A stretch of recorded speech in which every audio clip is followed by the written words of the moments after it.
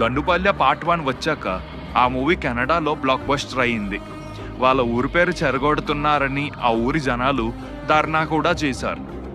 కానీ part 2 teaser వచ్చాక జైల్లో కృష్ణ పెద్ద రచ్చ చేశాడు.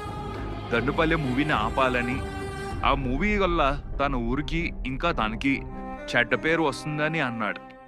ఆ మూవీని ఆపాలని హైకోర్టుకి వెళ్తానని, తనకు ఒక లాయర్ కావాలని అన్నాడు.